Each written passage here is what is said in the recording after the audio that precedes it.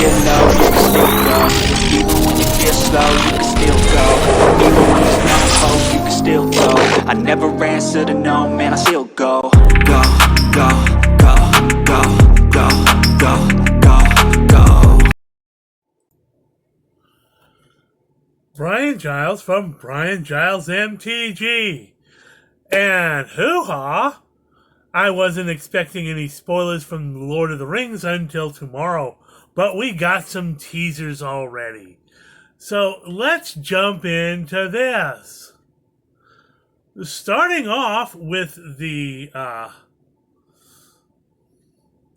lands, which I personally am very, very pleased with.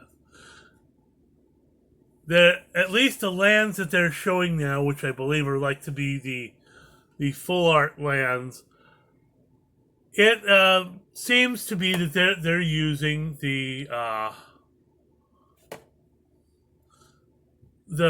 lands that are from the artwork, from Tolkien's artwork, that show, the different parts of the map.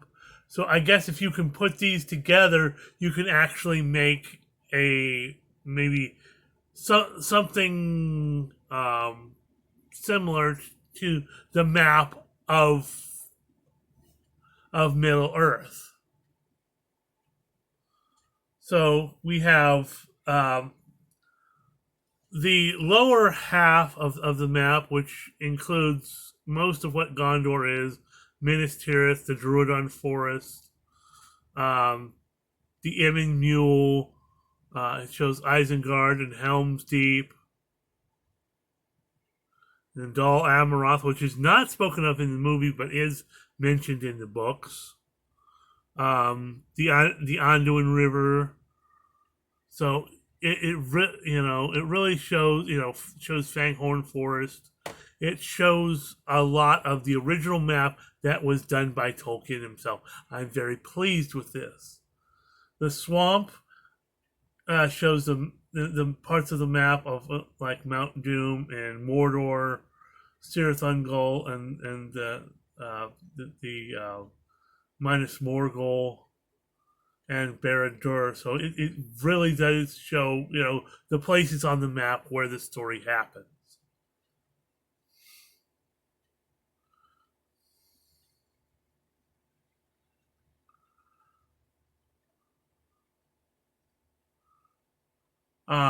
The island shows the western part and the western seas, the Grey Havens, the parts of the parts of the western parts of the map of Middle Earth, and the plains. They show the Shire and the country surrounding the middle part of the Shire.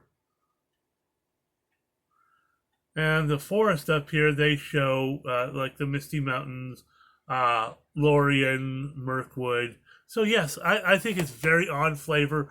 I like that they're using Tolkien's original artwork and map for this. I think it's very good flavor. But as you can see right here, we have the two cards that have been spoiled for today. The One Ring. Now let's get into this. Very important thing. It's 4 colorless for a legendary artifact. It's indestructible. Now it's not. I'm a little displeased that it's not an equipment. But it says it's a legendary artifact. It's indestructible. When the One Ring enters the battlefield, if you cast it, you gain protection from everything until your next turn. That's kind of interesting. At the beginning of your upkeep, you lose 1 life for each burden counter on the One Ring. Tap it to put a burden counter on the One Ring, then draw a card for each burden counter on the One Ring.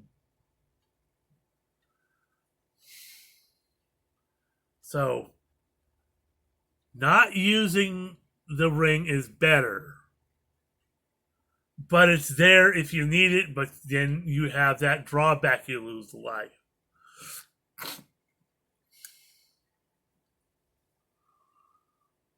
Okay, then we have Gandalf the Grey.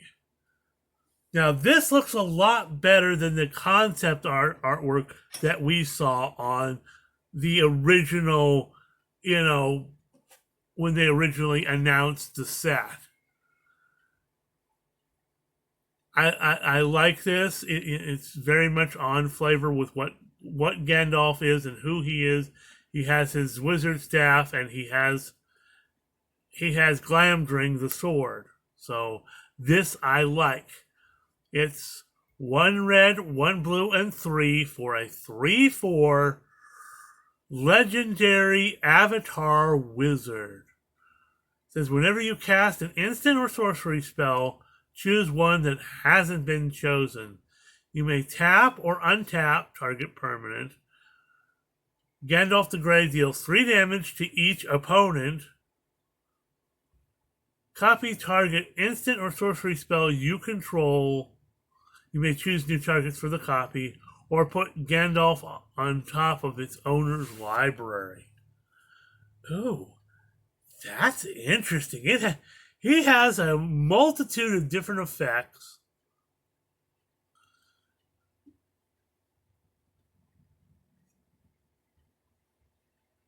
So,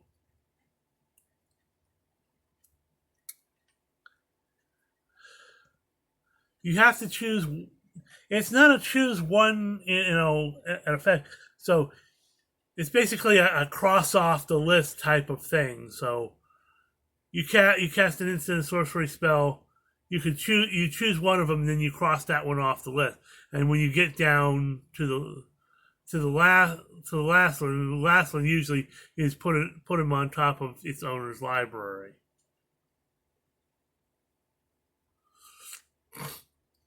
So this is going to be very interesting. Now, this is Gandalf the Grey. We don't know what Gandalf the White is going to look like. But come tomorrow, we're going to have a lot more spoilers. And I really hope we get some good ones. I mean, we've heard about some stuff that was found in the trash dump in Texas. And we got some ideas of what, Gollum might look like and whatnot. So I'm hoping that it would be nice if they actually spoiled the Gollum card and, some of the members of the Fellowship at least. But I don't know how far they're going to go, if they're going to expand all of this to include all the stuff that includes the Hobbit. So are we getting Bilbo as well? Are we going to get Smaug the Dragon? Are we going to get some other stuff that's, in the lore of Middle Earth? So we're going to have to wait until tomorrow to see what goes on. And we're going to say, hoo-ha, have a great day.